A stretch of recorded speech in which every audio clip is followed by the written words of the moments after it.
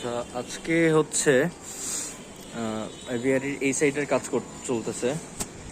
এই সাইডের মানে হচ্ছে বাইরের সাইডটা আর কি। এই সাইডের দুইটা পার্ট আছে। একটা পার্ট হচ্ছে গার্ডেন পার্ট। এই পার্টটায় আমি গাছ টাছ লাগাবো যাতে পাখিরা সফট ফুড এখান থেকে খাইতে পারে।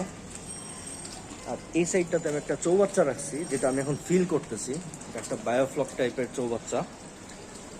এখানে পানি ভরতেছি আজকে। এই যে দিক দিয়ে হচ্ছে গিয়ে নিষ্কাশনের ব্যবস্থা।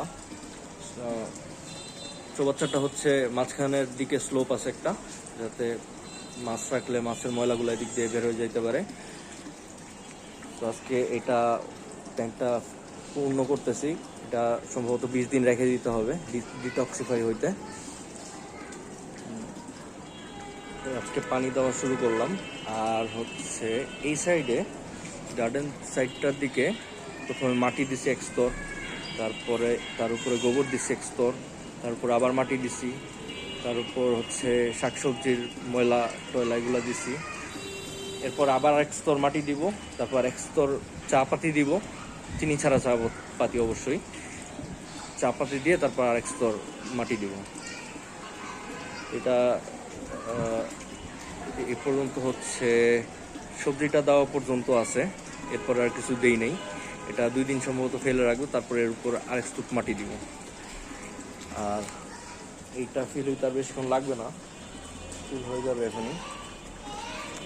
আর এই জায়গায় ঝর্ণার ব্যবস্থাটা কালকে করব। ওই সাইড দিয়ে কোনার সাইড দিয়ে হচ্ছে পাম্পটা লাগাবো। পাম্পটা পানি নিচ থেকে তুলে এই দেওয়ালের অংশটা দিয়ে বেয়ে ফেলবে।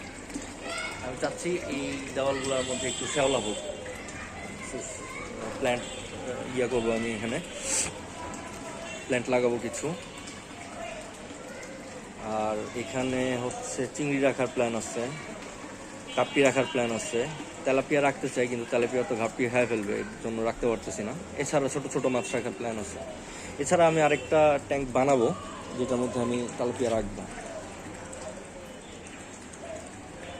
সো আজকে এই পর্যন্তই। Thank you.